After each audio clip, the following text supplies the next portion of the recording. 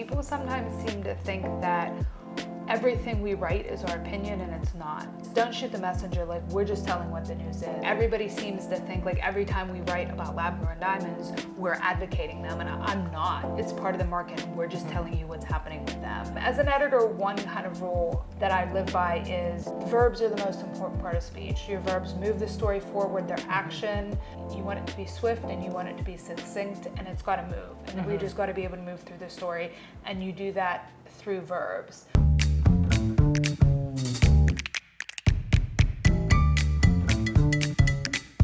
Today we're here with Michelle Graff, the editor-in-chief of National Jeweler. She is here at my place, and I'm interviewing her for the Hill & Co. YouTube channel. Thank you for coming today, Michelle. Well, thank you, and thanks to Hill & Co. for having me. I'm really happy to be here. So I think the first thing to start off with is, I just want to know, how did you get into this field of working in the jewelry industry as an editor? Okay, that's a really interesting question for me because, a lot of people in the jewelry industry, obviously their answer is, my father was a jeweler, my mother was a jeweler, my grandparents were jewelers. It was the family business one way or the other, whether it's a store or diamond manufacturing.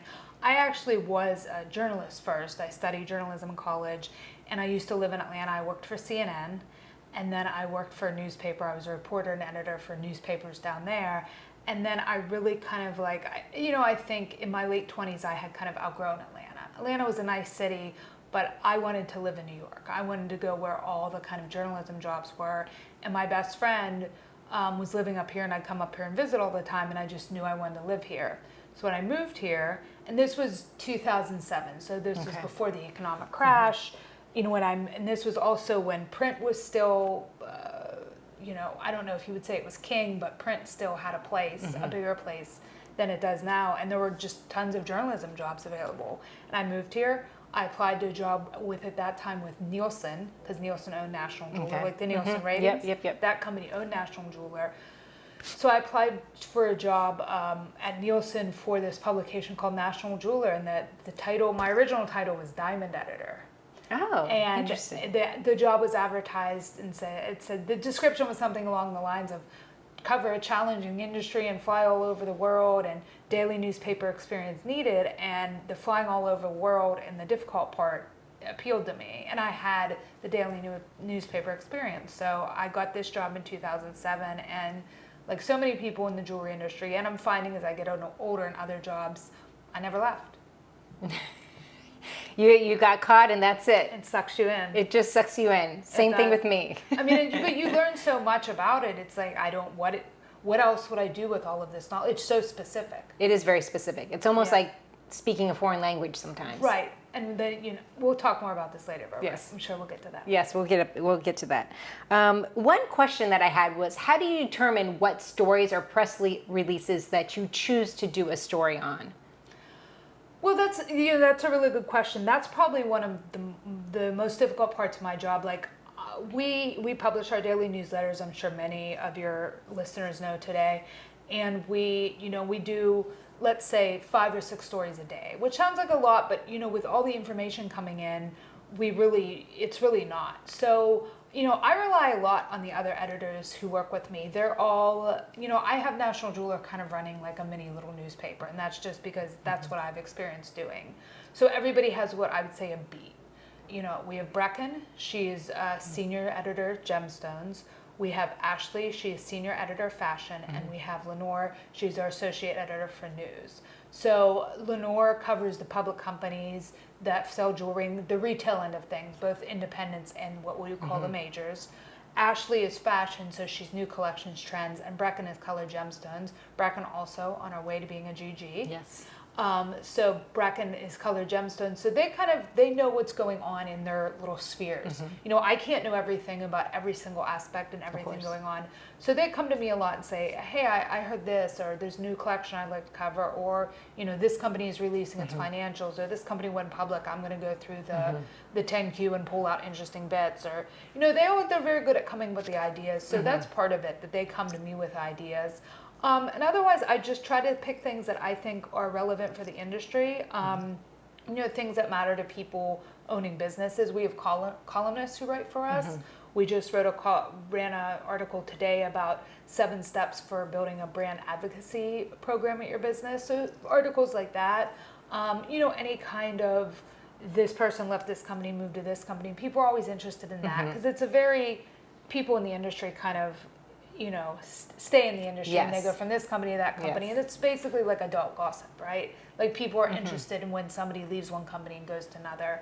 And it's a small industry that you can kind of do that. Yeah. Right. So, and then, any kind of crime trends, we don't report on obviously every single time a necklace gets stolen from a jewelry store. That kind of stuff unfortunately happens all the time. But if there's a wave of crimes and we, suspects that we have decent pictures of, we report on that. People tend to really like those stories. The auctions are also interesting. I think they're an interesting kind of bellwether for the market. Even though it's a very specific segment in the market, I think it's interesting. And there's obviously just like beautiful jewels that get sold, and like who doesn't want to look at like a collection of 25 pieces by jar, for example? Like who in the jewelry industry doesn't want to see that? Right. So I hope that answered your question. No, that totally answered my question. And it obviously makes sense that, each of your editors are doing a specific subject matter. Right. And so that's kind of how it's broken down into, and then they're the ones who are coming up with ideas and coming to you with some of these things as well. Yeah. So I know that you have great editing skills. Thank you. And actually, we've had this conversation before. But what I want to know is, how do you decide what you're going to cut and what you're going to keep? Specifically, like, are there times where you've written an article and you've got to cut a whole article, or even just cut it in half? Well, the nice thing about online is, I don't actually have to do a ton of cutting because we're not under the same space constraints. Like I remember when National Jeweler was in print every month, you would look at a layout of the book and the editor would put a story in it and you would see how it would flow on the page, and then they come back to you and say, from here to here, you got to get rid of it. Like you got to get rid of this many lines, this many paragraphs. I don't do as much of that anymore. I mean, 2 kind of rules that are really good to remember in writing. I try to remember them. There's one rule that's called kill your darlings. So often as a writer, you'll come up with what you think are these clever little phrases or this clever little like turn of the story, and you will literally like bend the story around it to be able to keep it. But there's a school of thought about like, if you're very attached to a part of a story, you should kill it because it's interfering with you telling the story, like trying to hang on to this one turn of phrase or this one kind of like section of the story. So there's that kind of, and I mean, you don't have to kill your darlings, but kind of don't be afraid to kill them. Right. So there's that's kind of one rule of writing. As an editor, one kind of rule that I was taught in writing class that I live by is verbs are the most important part of speech. Your verbs move the story forward, their action. Like in stories, in my mind, and not everyone agrees with it, you want it to move and you want it to be swift and you want it to be succinct, and it's got to move, and the reader's got to be able to move through the story, and you do that through verbs. Like adverbs and adjectives, use them sparingly. Wonderful. I love that answer. And I would also assume that you want to get to the point. So you don't want to be going on and on, which is another thing of like killing your darlings, right? Right. So, right. Exactly. Yeah, makes sense. And I mean, you got to think of who you're writing for too. Like the people you're writing for are business people. They're busy. Like they just want to know what happened. And there's definitely room for like longer stories, like when we do our magazines, the State of the Majors and Retailer Hall of Fame. But for the most part, people are opening our newsletter. They want 6 short, quick little stories. Is the economy good or bad? Are sales good or bad? What happened to this person? What happened with this court case or this lawsuit? And then, they need to move on with their day. They have businesses to run. Right, makes sense. Have you ever received any negative feedback on an article that you wrote, and why? I mean, yes, obviously over the years, every single journalist absolutely has gotten negative feedback on an article. One thing that, it's an article, and this comes to mind just because I was just rereading this article today because it's related to another article I'm going to be publishing hopefully later this week. I wrote an article that a couple years ago that ran in our State of the Majors. I believe it was State of the Majors in 2020, which was obviously a crazy year for everyone. And it was called Diversity, Equity, and Inclusion, Why They Matter. And I thought it was I thought, and this is obviously unbiased, but I thought I did a really nice job, like drawing out the problems in the industry with diversity, which we all know about, and then also kind of trying to explain to people, like from a business standpoint, why it's good for your business to have diversity. It isn't just about, you know, being able to be politically correct or be trendy or whatever you want to call it. It's diversity is excellent for your business. Have different points of view, people of different ages, people of different races, people of different religions, different backgrounds. You know, somebody wrote me an email like saying I was accusing him of being racist, and I don't think I ever replied, but you know, it was disappointing because I felt like the article was, I thought I did a really nice job, and I thought I gave a lot of actionable tips in there and explaining like what happens in businesses when, you know, you only have all white people in a boardroom making decisions, and how you have blind spots about how other groups are going to feel about things, and like why it matters to have different viewpoints in your business. And like I said, I thought I did a good job, and you know, he took it the way he took it, and I don't think I replied, but it was disappointing. Yeah. But you know, thankfully, I believe I only got one of those emails. I mean, anytime you publish an article, there's a lot of conversation online anymore. But when you ask me about reactions to articles, I think more of the people that take the time to email me. Right. Rather than, you know, like somebody that just jots something off on Facebook really right, or LinkedIn. Which is so easy. Right. Yeah.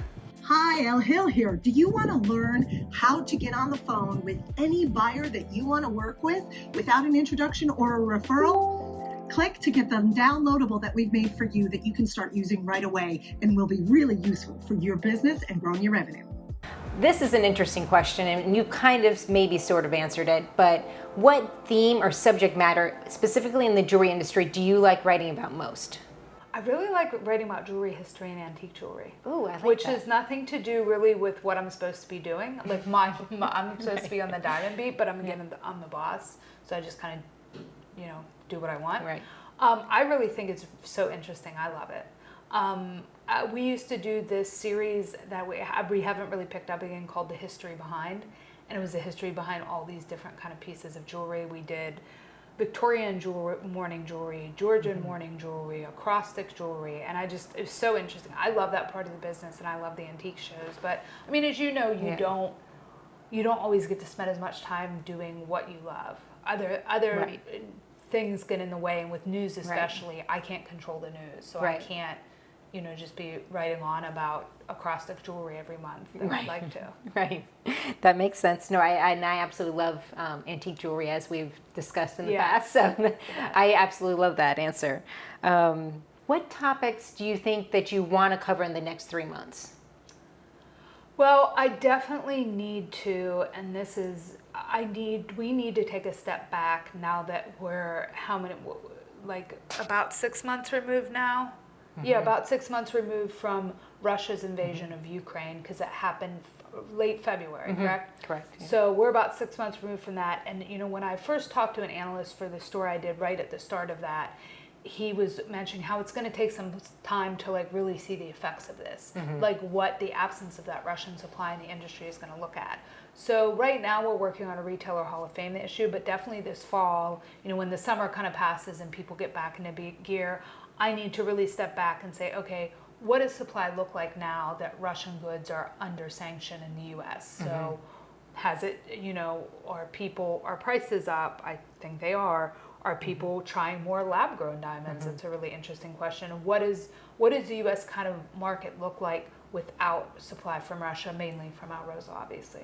Yeah. So that's something I need to kind of shift back to. I don't feel like I've given that issue as much attention as we should have in the past couple months, but it was also, you know, we had to move on and do other things too, and there wasn't that much more to say about it at the time. Right, at the time. Sometimes it takes time to... It takes time for like the goods that were from there to work through the system, and people need to buy more goods, and then you'll have to see where you are at that time. So I need to kind of revisit that. I love that. That's an article I would definitely like to read. Okay, so. Well, no pressure. No pressure, no pressure. Who is your most important professional mentor in your life? Oh, Peggy Jo Donahue, for sure. Which I feel bad saying Peggy Jo because I feel like everyone says Peggy Jo. But, you know, Peggy Jo knows what. She's just great. She works on our State of the Majors list and our Retailer Hall of Fame. I don't think I'm like speaking secrets, like her name's in the book. But she helps me with editing on that. And she just, you know, she was a woman doing this job in a time when there were very few women journalists, and there were very few women jewelry journalists, and she's great. And anytime I have to like complain to her, cry to her, whatever, like she always just understands, she gets it. It's a very specific thing we do, like how many people in the world are jewelry journalists? There's only like literally a handful of us. So to have someone who did it, who, she worked for JCK, she started professional jeweler, she's now working for us. I mean, she's just a great resource for me because it's such a specific thing.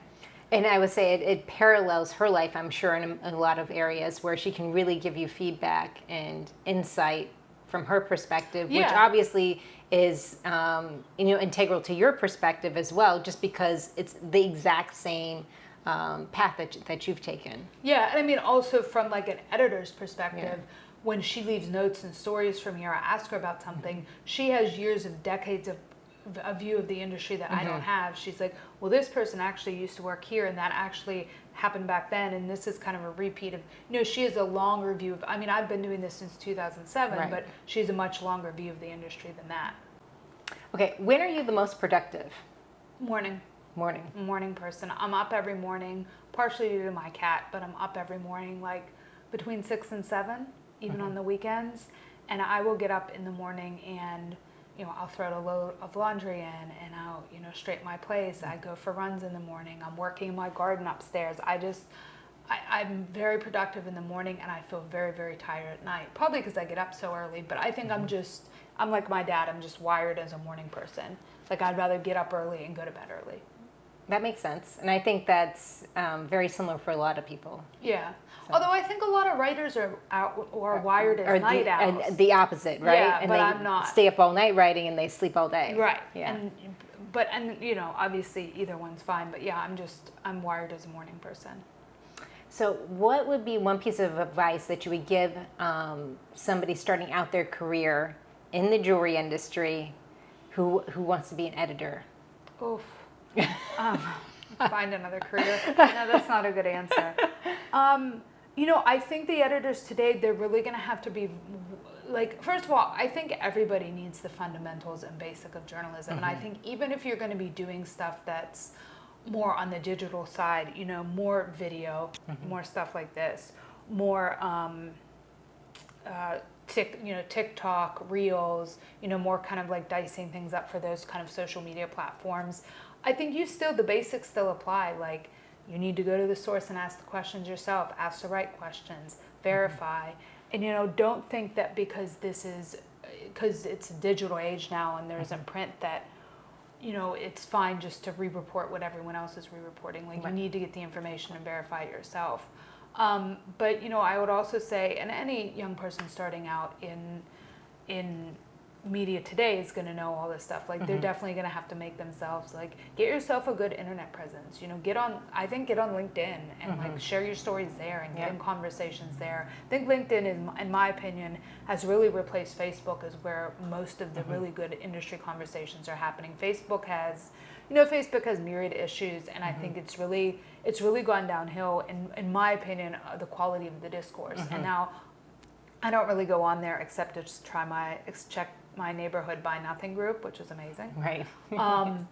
But I really enjoy LinkedIn. Like, I genuinely enjoy going on there and seeing what people post, and I think there's a lot of intelligent conversation. So I think I would establish yourself as an individual somewhere, whether you want to do it on LinkedIn, whether you want to make yourself on Reels, whether you want to do it on do it on TikTok, whether you want to do it on Instagram, but really like entrench yourself as yourself with and pick a social media platform and stick with it.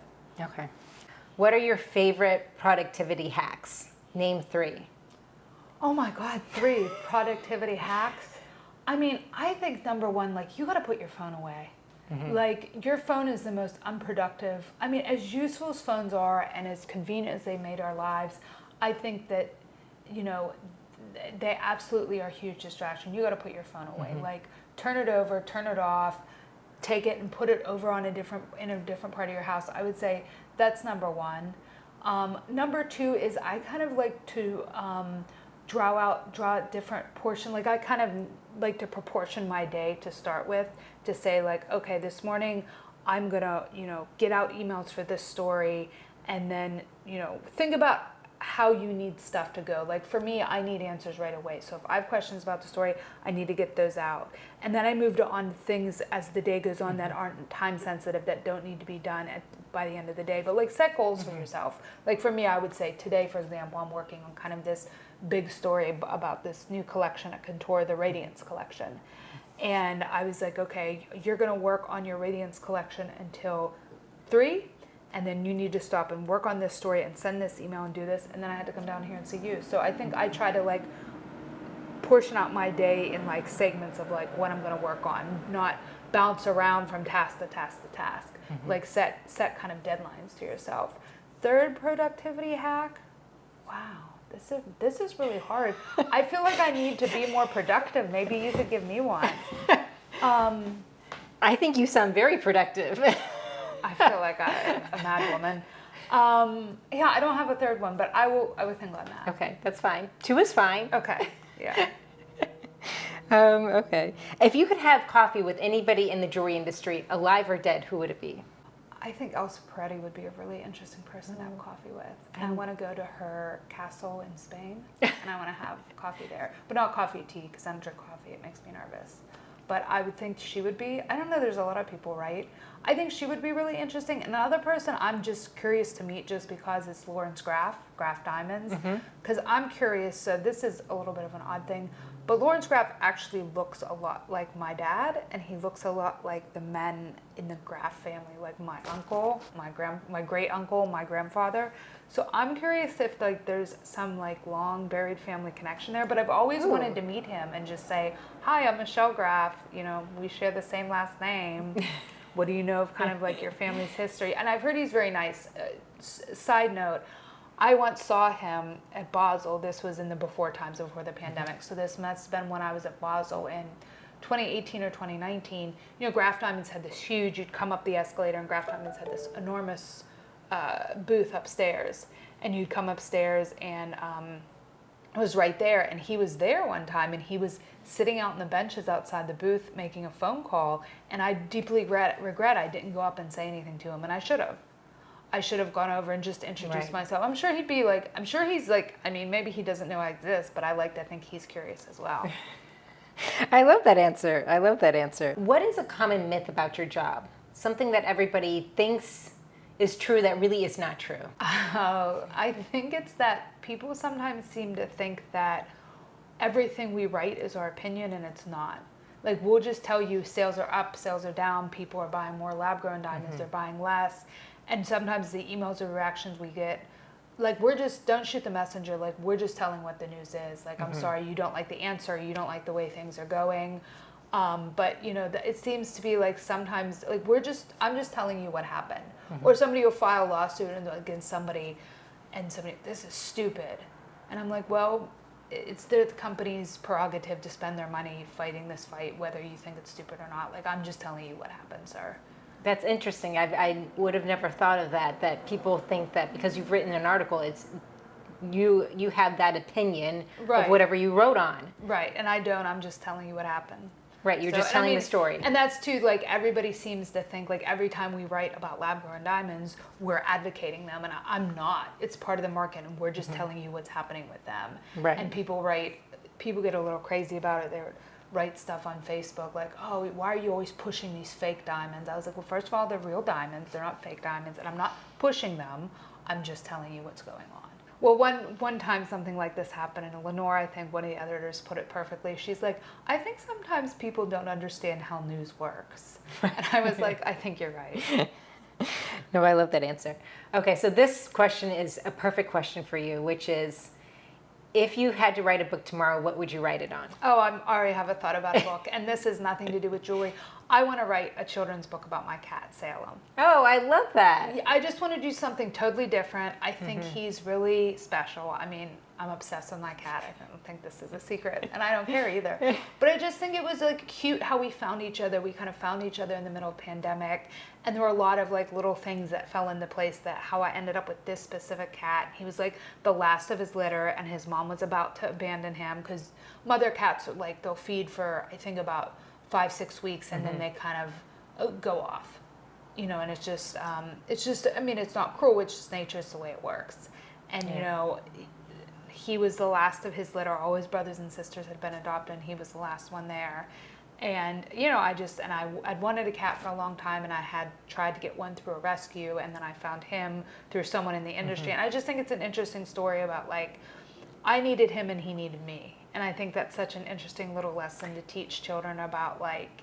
And I think that's a lot of times how it is with a pet. You know? You need each other. So. Right. And so, yeah, and I just think he's a lovely little creature, and I just think it'd be fun to write a children's book. And just, you know, I loved Beverly Cleary growing up, and I think often of socks. Yes, of course. And I sail him as little socks. He's a little tuxedo. And I actually have a friend in the jewelry industry who's a painter who's interested in illustrating it.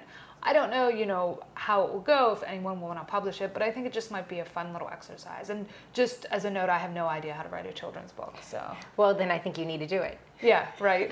Perfect. You love challenges. I do love challenges. This is a challenge for you. I was actually looking at, there's a Gotham Writers Workshop, which I've taken classes through before. They actually have a course in children's literature. And I was like, you know, I should sign up, pay for this course, just even to get me started in the direction of how to do it. Right. Even just to like get you in the right mindset. Right. And like give me like, be like, okay, your class is Tuesday nights from 7 to 10, and like you need to have something written for that class. Right. I need that little bit the of structure. Extra, the structure, because I think we're so busy writing all the time for work that I don't build in enough time to write for enjoyment. So what is one thing about you that nobody knows about you? Something interesting. Something interesting that, what do you mean by nobody?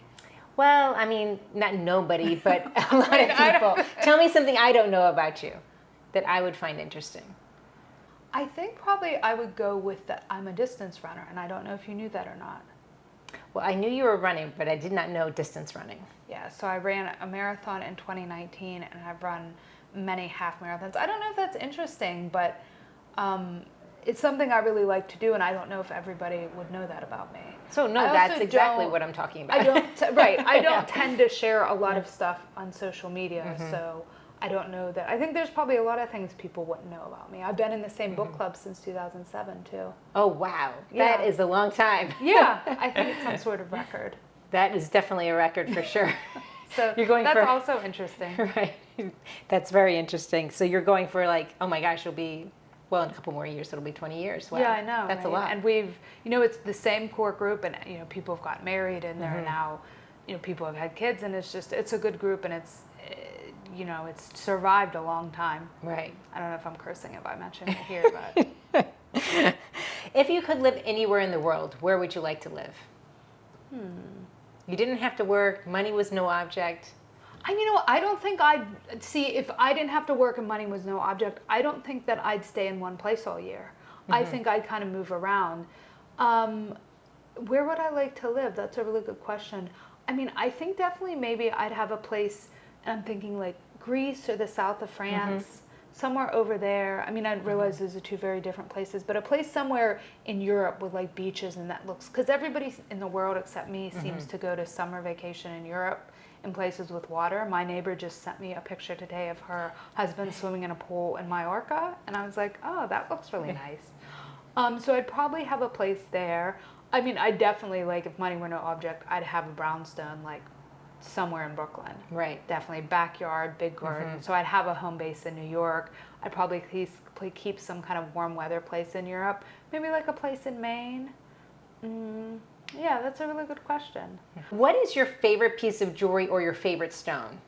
So I'm wearing my favorite piece of jewelry. Can I talk about this? Of course you can. So this is, and this is my favorite thing about jewelry, is like the family history of it. So I don't know how well people would be able to see this, but this is a pendant. These diamonds belong to my great grandmother, and she had them in what I would assume was like a cocktail ring of sorts. So these were this was my maternal grandfather's mother. Okay. Had these diamonds in a cocktail ring. She gave it to her daughter-in-law. So her daughter-in-law was my grandmother. My grandmother did not like whatever this ring was. So she took all the diamonds from the ring, and she'd broken up made into many pieces of jewelry. Then when she got older, she divided those pieces of jewelry up among her daughters and my cousins. So I got this one, and I think it's just beautiful, and I get compliments on it all the time. And you know, medallions are huge now. They are. It's And- very in style. Actually, I thought it was a new piece, and maybe the diamonds had come from something old. No, this piece was made. I don't know when she had made this. Like, I have no idea.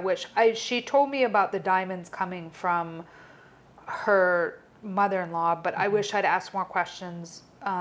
You know, when she was still with us about where exactly and when and she had it made. And I always get compliments on it, and it's timeless. It's just beautiful. And also, like, this is the one thing in the world that I feel like if my home would burn down or get burglarized while I'm gone, like, this is the one thing I can't replace. Right. Like everything else I own, I mean, even most of my other jewelry is replaceable, but this Right. is not.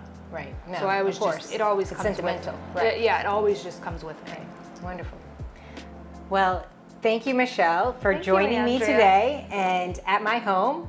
And thank you for answering all these questions and getting into a little bit about who you are as a person and what you do at National Jeweler. If you like that Thanks. video, you're going to love the next one. It's full of our expertise and tips on diamonds, gemstones, and jewelry, growing your top line revenue and business strategy. Just click on the link, subscribe, and hit the bell button so that you'll be notified of our next videos, and give us a like. Bye for now.